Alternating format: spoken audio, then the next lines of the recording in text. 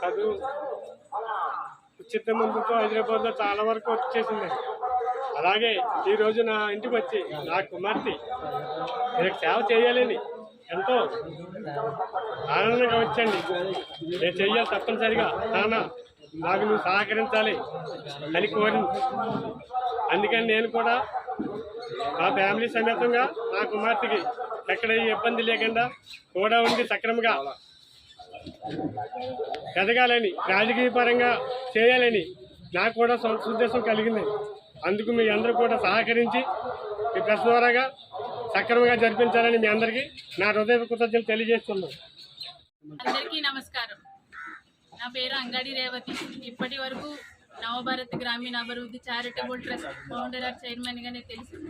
ఇకపై రాజకీయ ప్రవేశం, రాజకీయంలోకి రావడానికి, రాజకీయంగా పరంగా ఎదగడానికి కూడా ప్రజల యొక్క అభివృద్ధి ట్రస్ట్ ద్వారా కాకుండా ఇలా రాజకీయ పరంగా తీర్చాలనే ముఖ్య ఉద్దేశంతో రాజకీయ ప్రవేశం చేయడం జరుగుతుంది. అందువల్ల ఈరోజు ప్రెస్ మీట్ పెట్టడం అనేది జరిగింది. ఎందువల్ల ఈ రాజకీయంలోకి రావాలి అనుకుంటున్నానంటే, నా ట్రస్ట్ ద్వారా కొన్ని చోట్ల సేవా కార్యక్రమాలు అనేది చేయడం జరిగింది.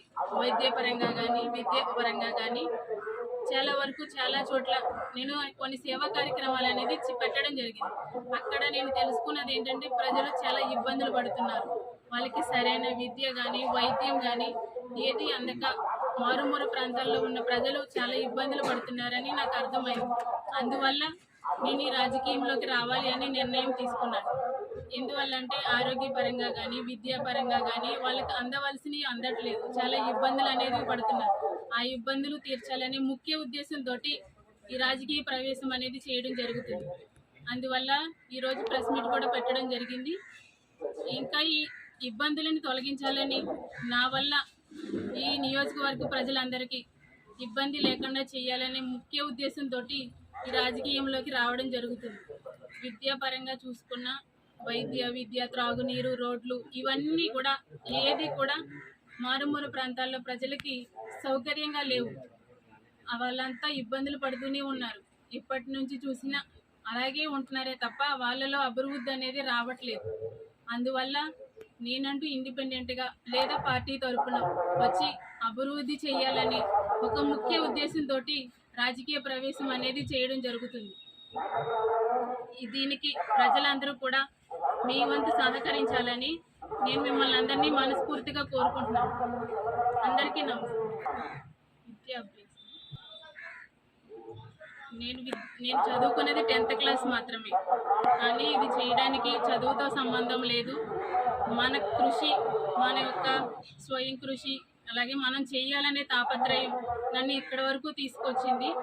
అందువల్ల నేను చేయాలి అనుకుంటున్నాను. నా చదువుతో కానీ దేంతో పని లేదు. ఇది నేను చెయ్యాలి అనుకునే ఉద్దేశంతో ఈ రాజకీయంలోకి రావడం జరిగింది. చూసినా ఇలాగే ఉంటుంది తప్ప అభివృద్ధి అనేది రావట్లేదు. అందువల్ల నా వంతు నేను చేయగలిగేటట్టు ఈ రాజకీయంలోకి వస్తే నా వల్ల చేయగలిగేది ప్రజలకి చేయగలుగుతాననే నమ్మకంతో ఈ రాజకీయంలోకి రావడం జరిగింది. తప్పకుండా అది నేను ఇండిపెండెంట్గా వచ్చినా, ఒకవేళ ఏ పార్టీ తరపున వచ్చినా కూడా నా సత్తా అనేది నేను నిరూపించుకునే తీరుతాను. ఖచ్చితంగా నన్ను నమ్ముకున్న ప్రజలకి న్యాయం కలిగేలాగే చూస్తాను. ఆ పార్టీ ఈ పార్టీ ఏ పార్టీ నుంచి వచ్చినా, ఒకవేళ స్వతంత్ర అభ్యర్థిగా వచ్చినా కూడా నా వంతు కృషి అనేది ప్రజలకి ఎప్పటికీ ఉంటుందని నేను ఈ సభ ద్వారా అందరికీ తెలియజేస్తున్నాను. ఇదేమీ లేదు. వెనకడికి వేసేదాన్ని అయితే ఇంతవరకు వచ్చేదాన్నే కాదు. నేను వెనకడికి వేయకుండా ధైర్యంగా రాగలను కాబట్టి ఇప్పుడు ఇక్కడ ప్రెస్ మీట్ పెట్టడం, మాట్లాడడం, అందరికీ చెప్పడం, ఈ సేవా కార్యక్రమాలు గట్రా అన్నీ చేయడం జరిగింది. భయపడేదాన్ని అయితే ఇంత దూరం వచ్చేదాన్ని కూడా కాదు. దీనికి సహకరించిన వారందరూ కూడా వాళ్ళందరికీ ఎప్పటికీ కూడా నేను కృతజ్ఞతరాలి. నా తల్లిదండ్రులు కానీ, నా భర్త కానీ, వీళ్ళందరూ ఇక్కడికి రావడానికి వాళ్ళందరూ నాకు చాలా సహకరించారు. ఇప్పటి నుంచి ప్రజలు కూడా నాకు సహకరించి ముందుకు తీసుకెళ్లాలని మిమ్మల్ని అందరినీ కోరుకుంటున్నాను.